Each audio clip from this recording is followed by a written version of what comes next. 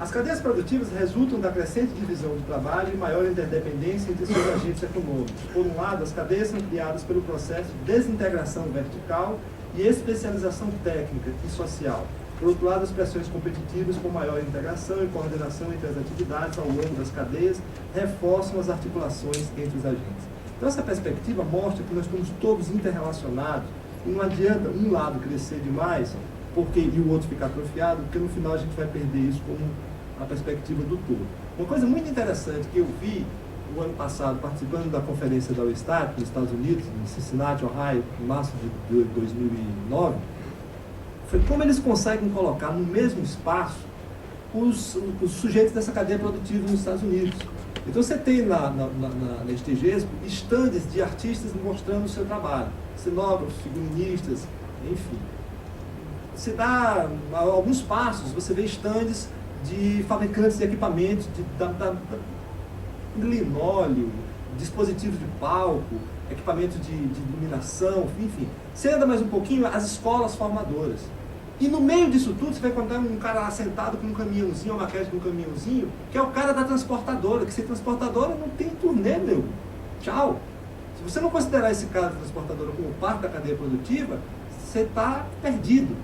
Né? Então, o que eles conseguem fazer lá dentro do modelo deles, e que a gente tem que olhar e entender um pouco essa articulação, como é que eles conseguem fazer esses elos? E aí, você circula mais um pouquinho e encontra os tubarões conversando. Você vai encontrar os empresários de Las Vegas conversando com o pessoal da Disney, o pessoal do Cirque du Soleil, né? Pessoas que têm um grande poder econômico e que está todo mundo no mesmo evento. Eu não conheço nada parecido com isso no Brasil. Não existe isso. Né?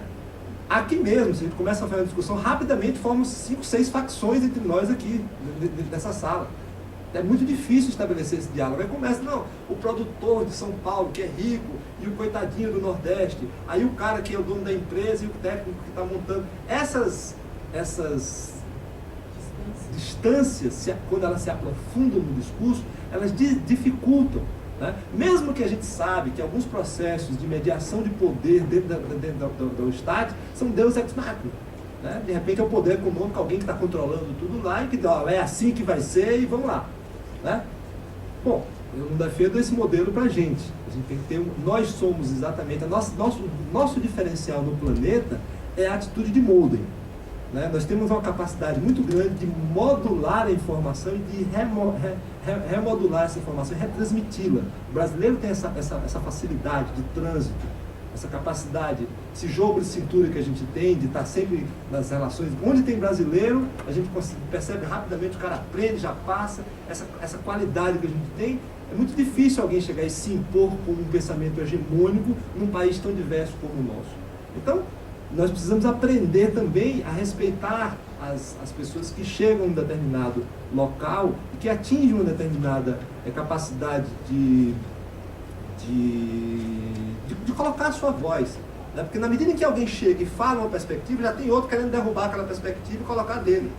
Não há uma paciência histórica de se construir esse processo. Há uma ansiedade muito grande, típica dos jovens. Né? O Brasil é um país adolescente, tem 20 anos. Né? Quem vai cair nessa bobagem que o país tem 500 anos? O país não tem 500 anos. O país tem 20 anos.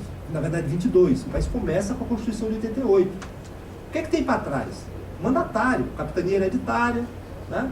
Mandatário do poder pecuário, do poder da cafeicultura, né? Enfim, você tem um respirozinho ali do Juscelino, uma coisa que foi rapidamente esmagado e rapidamente formou uma facção direita e esquerda e criou-se o golpe militar para justificar o medo que o comunismo assumisse o poder.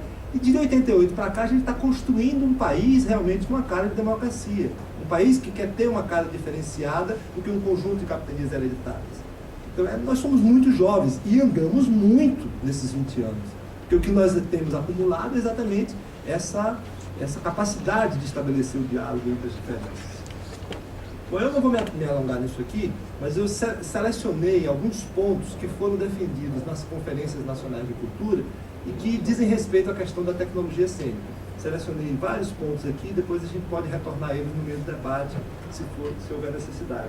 Mas isso aqui já são falas construídas pela sociedade civil acerca desse tema, e que a gente não precisa estar criando nada do zero, a gente não precisa estar inventando a roda, esse processo já começou.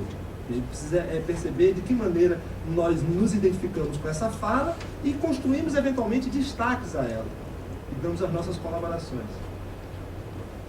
Do ponto de vista de dados e pesquisas nesse campo da economia da cultura, nós somos muito poucos. Eu particularmente conheço aqui o GENT, que é o Grupo de Estudos de Entretenimento da UFRJ, que é coordenado pelo professor Fábio Sair, né?